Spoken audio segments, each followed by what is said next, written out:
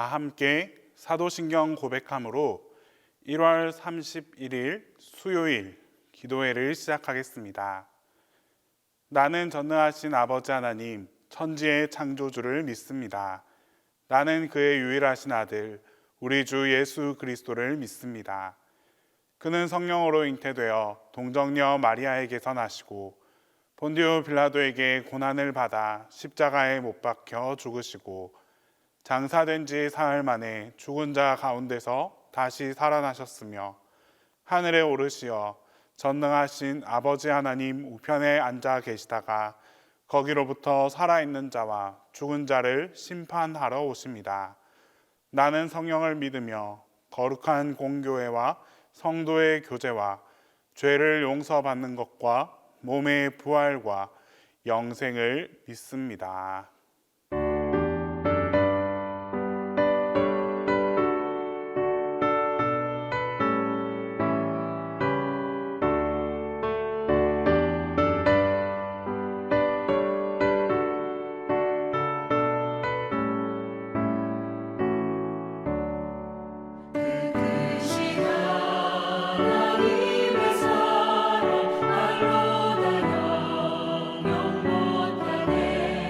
주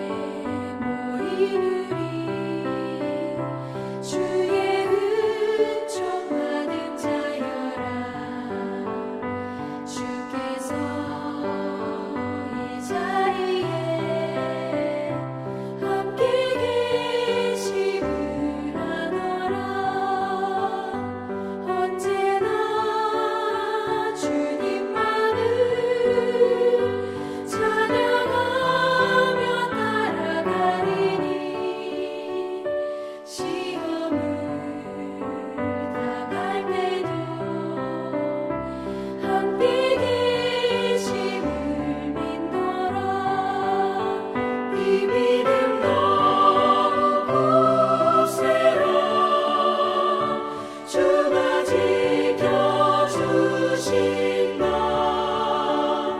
어두운 밤에도 주의 밝은 빛 인도하여 주신다. 주님이 뜻하시니 헤아리기 어렵더라도 언제나 주 뜻 안에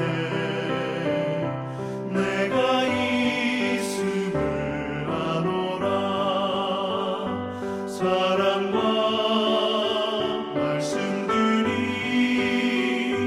나를 더욱 새롭게 하니 때로는 넘어져도 최후 승리를 믿노라. 이 믿음 너무 굳세라.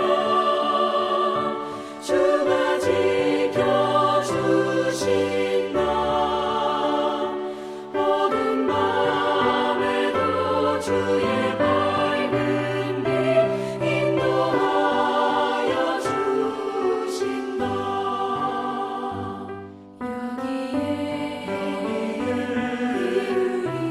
여기에 사랑받는 주의 자녀라.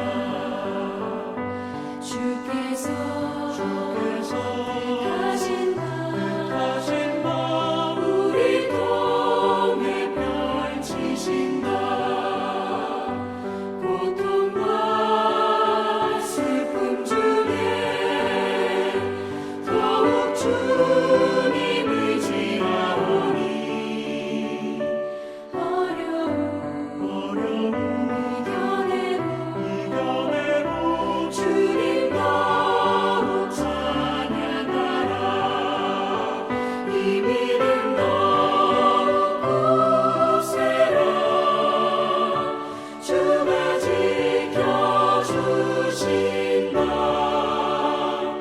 어두운 밤에도 주의 밝은 빛 인도하여 주신다.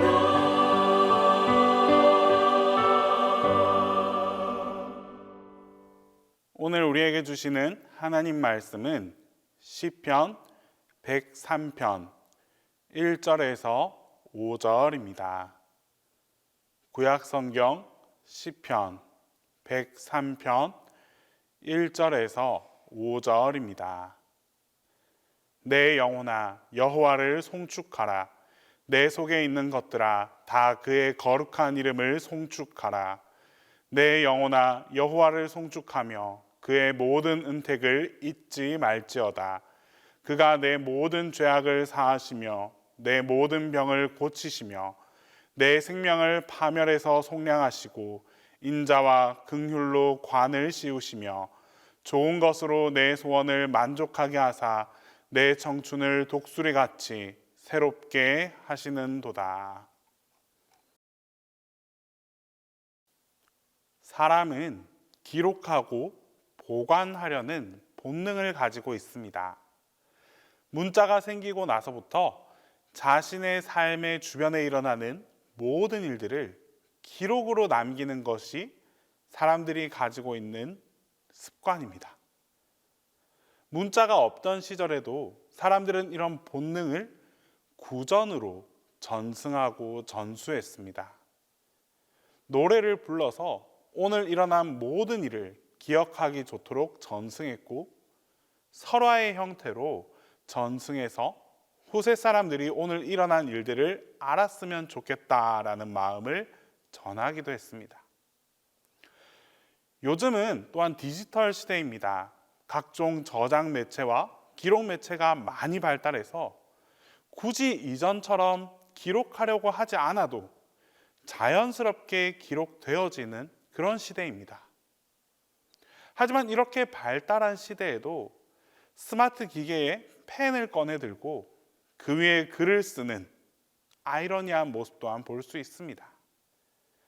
인간은 정말 기록하기 위해서 태어난 존재구나라는 그런 생각도 하게끔 만듭니다.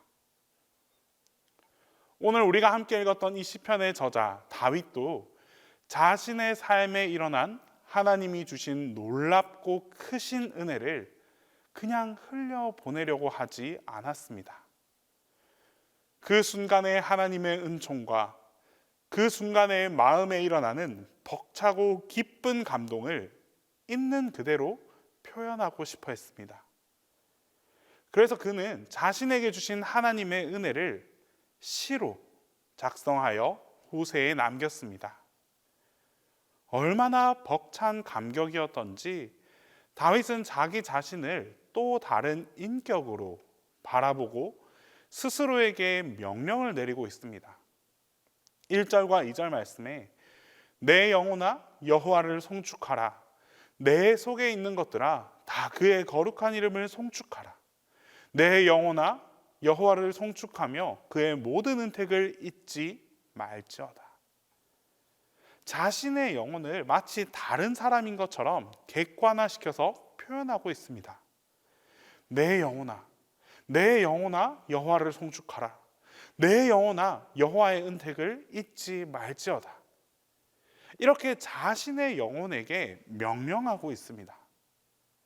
사실 이런 명령은 조금 이상해 보이기도 하지만 또 한편 생각해 보면 전혀 문제될 것이 없는 명령입니다. 왜냐하면 우리도 자신의 인격이 분리되는 것 같은 경험을 할 때가 종종 있기 때문입니다. 내 마음은 그렇지 않은데 내 행동은 다르게 나갈 때도 있고 내 안에 또 다른 자아가 사는 것처럼 느껴질 때도 있습니다. 다윗은 하나님의 은혜를 지금 받았는데 내 영혼이 하나님을 부정하거나 부인하는 일이 없도록 자신의 영혼을 단단히 단속하고 있습니다. 자신의 영혼에게 하나님을 찬양하고 여호와를 송축하라라고 명령하고 있는 것입니다. 도대체 그에게 어떤 놀라운 일이 일어났기에 그가 하나님을 이토록 찬양하는 것인지 3절에서 5절까지 말씀으로 기록하고 있습니다. 그가 내 모든 죄악을 사하시며 내 모든 병을 고치시며 내 생명을 파멸해서 속량하시고 인자와 긍휼로 관을 씌우시며 좋은 것으로 내 소원을 만족하게 하시네. 내 청춘을 독수리같이 새롭게 하시는도다. 3절에서 5절까지는 연결이 되어 있습니다. 죄를 지으면 영혼의 병이 듭니다.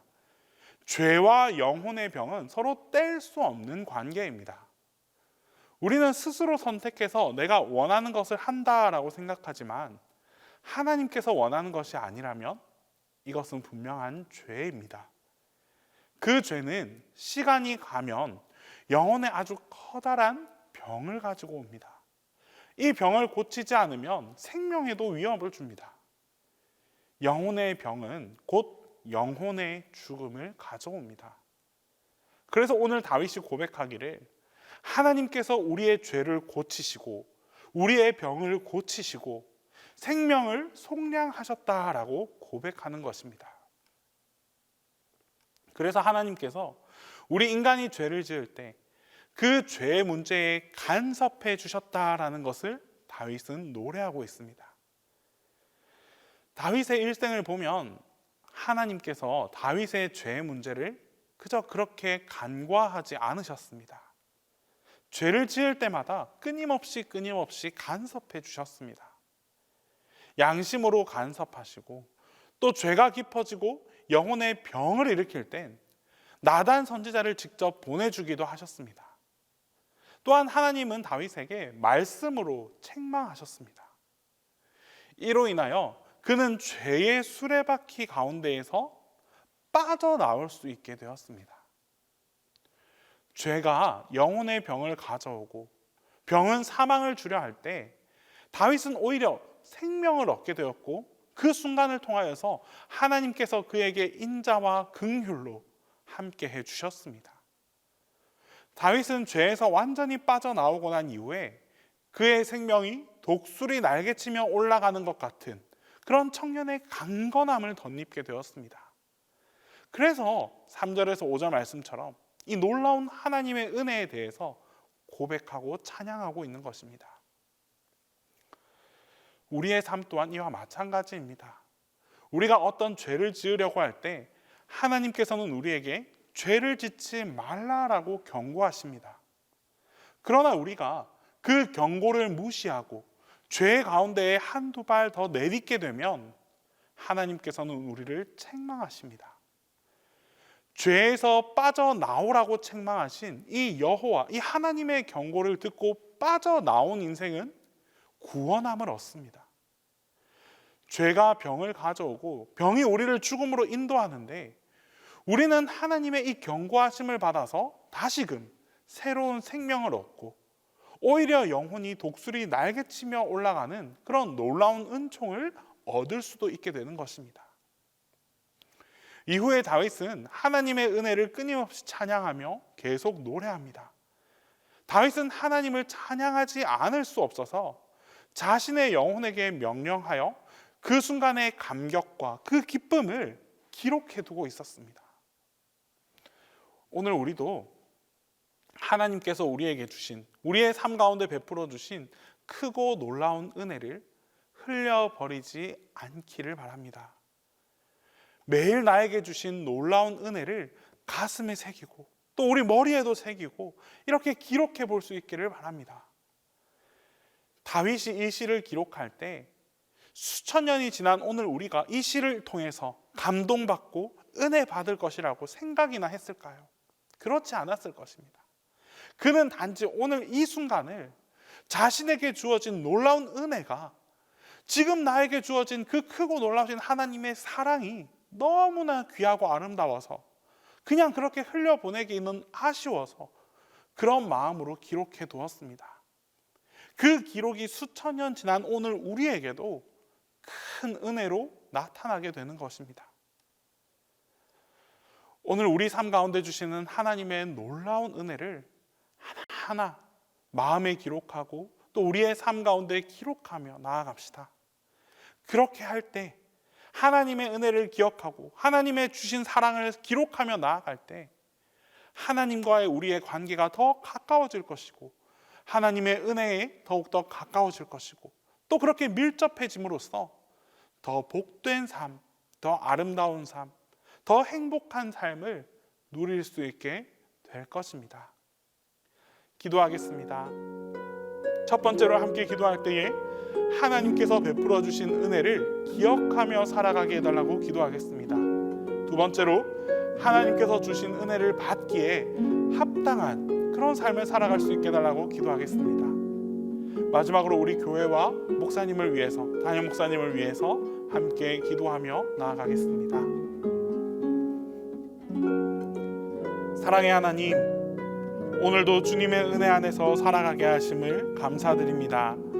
건강을 허락해 주시고 오늘 쓸 것을 채워 주시며 지혜와 지식을 더해 주시고 평안을 누리게 하시며 삶의 자리에서 주님과 함께 동행할 수 있게 해주셨습니다. 아주 사소한 것이라 할지라도 이 모든 것이 하나님께서 주신 은혜임을 고백합니다. 주님의 은혜 없이는 단 하루도 살아갈 수 없음을 너무나 잘 알고 있기에 언제라도 주님께서 주시는 은혜 안에 살아가게 하여 주시옵소서. 주님께서 주시는 은혜를 기억하고 기록합니다. 주신 은혜를 받고 누리는 것으로 끝내버리는 것이 아니라 은혜를 새기고 기억하고자 하오니 오늘도 은혜 가운데 사로잡힌 삶을 살아가게 하여 주시옵소서. 주님, 때로는 주님께서 주시는 은혜가 과분하게 느껴질 때조차 있습니다. 주님께서 주시는 은혜에 비해 나의 삶과 나의 모습이 은혜를 받기에 부족함을 느낀 나머지 부끄러워할 때도 있습니다. 주님께서 주신 은혜를 통하여 나의 삶을 변화시켜 주시옵소서. 은혜를 받기에 합당한 삶을 살아가기 위해 우리가 먼저 노력하게 하시고 주님 보시기에 부족함이 없는 성실한 삶을 살아갈 수 있게 하여 주시옵소서. 또한 주신 은혜를 통해 하나님께 더욱 기쁨이 되고 영광을 돌리는 삶을 살아가게 하여 주시옵소서. 주님께서 사랑해 주시는 동신교회를 위해 기도합니다. 우리 교회를 주님께서 붙잡으시고 항상 올바른 길로 인도하여 주시옵소서. 주님께 신령과 진정으로 예배드리는 교회가 되게 하시고 하나님의 뜻과 의를 따라 바르게 서기 위해 노력하는 끊임없이 전진하는 교회가 되게 하여 주시옵소서.